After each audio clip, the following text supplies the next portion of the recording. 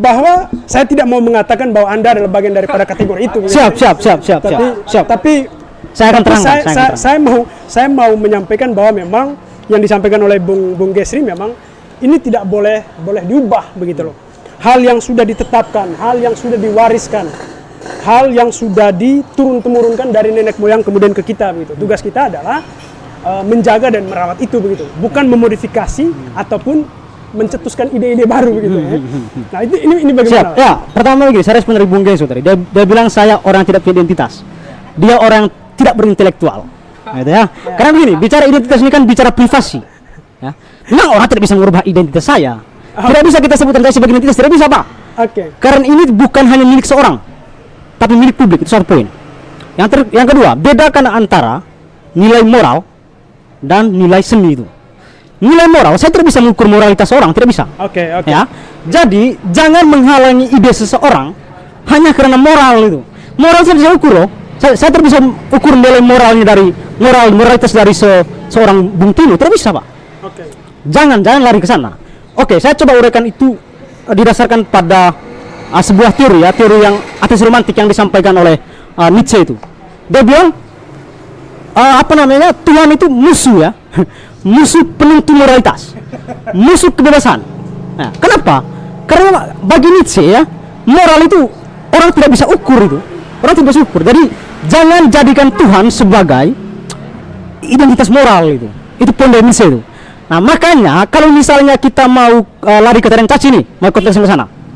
Kalau kita ukur dari nilai moralnya tidak bisa.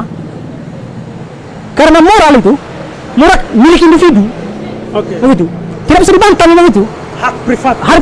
Pertanyaan saya, apakah Terence Caci ini milik seseorang? Tidak, Pak. Itu pertanyaan itu yang menjadi argumentasi dasar saya. Mengapa kemudian saya bilang bahwa ya memang Terence Caci ini bisa juga dipentaskan oleh perempuan.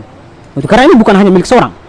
Saya tidak mengatakan bahwa saya menganggap leluhur itu salah, tidak. Mereka tidak salah kok. Tapi karena mereka itu ide mereka, itu gagasan mereka. Tapi begini, pernyataan dari dari Bung Christian tadi bahwa jika kemudian caci ini dilakoni oleh perempuan, ini dianggap sebagai pelecehan terhadap budaya Manggarai gitu. Apa yang dilecehkan? Karena kan tarian caci ini mestinya harus dilakukan oleh laki-laki begitu.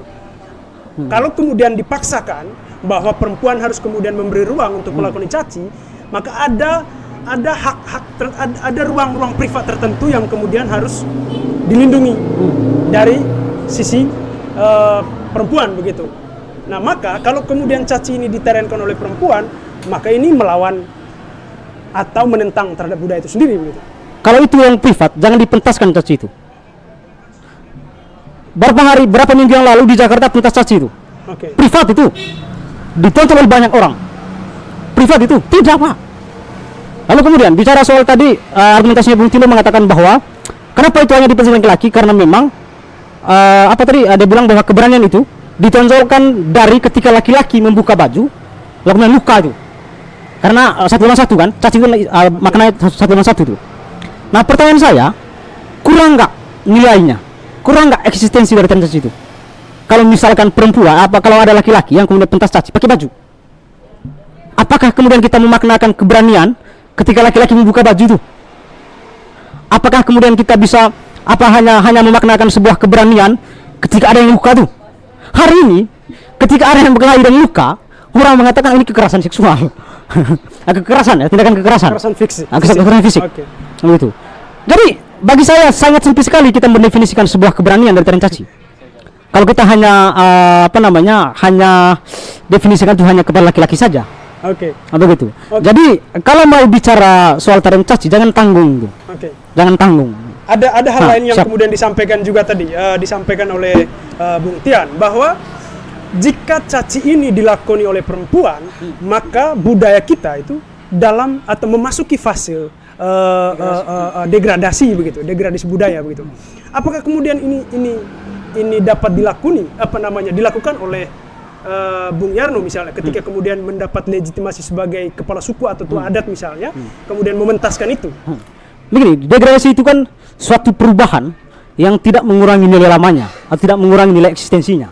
Oke. Pertanyaan saya, ketika saya melakukan mentalisasi untuk perempuan, kurang nggak nilai lamanya? Enggak kok. Saya tidak melarang laki-laki untuk mentaskan caci. Oke. Kecuali kalau misalnya saya larang, saya batas itu. Laki-laki sekarang tidak boleh pentaskan caci, hanya perempuan yang bisa. Nah itu baru dibilang sebagai degradasi.